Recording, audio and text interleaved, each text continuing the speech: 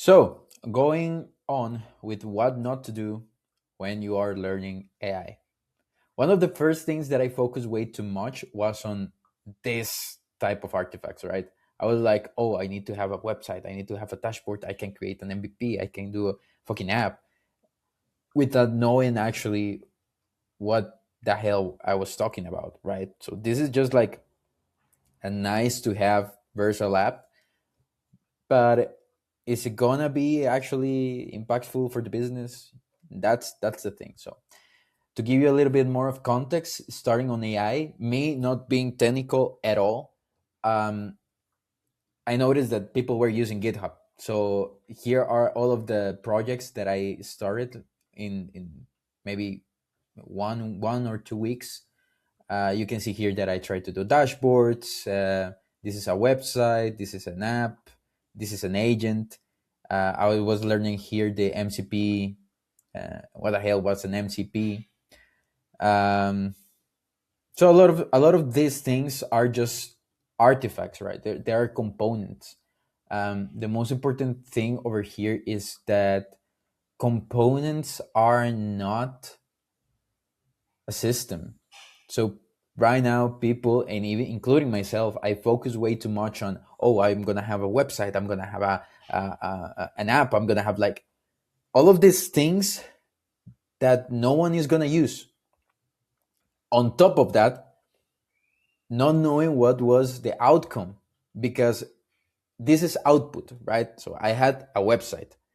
An outcome is what is gonna change. So if I have a website that is gonna, I don't know, gonna help me um, understand where my clients were in my business, that's an outcome, at least whatever idea CRM, for example. But since I have a website, it is a commodity, not an asset.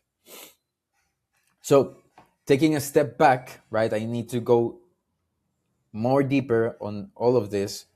um, Something that we worked on actually a couple of months ago was this high level design on Figma.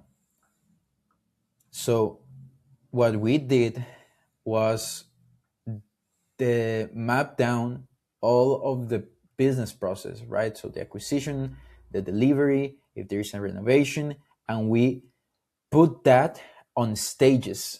So the qualification process, what is the qualification process? So we created here an SOP on the setting account.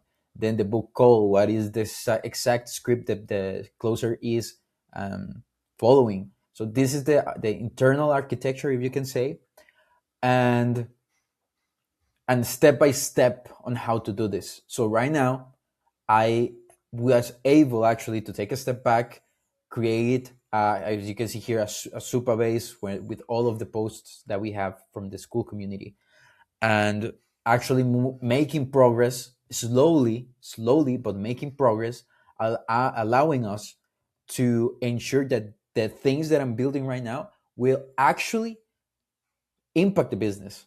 How? Because now we have the logic behind it. We have the architecture. What is going to happen? What are the conditions? What are since we know we have been in the business 3 years from now, we already understand what a bad lead, for example, or a churn lead actually looks like and what happened. So we have SOPs for that. So having that will allow us now, even today, to have the AI agents, meaning that the qualification process, the onboarding process, the support process, all of that, we already have enough context that we can fit it into an AI so it can do it for us. However, without the logic, without the Figma, we wouldn't be able to do this.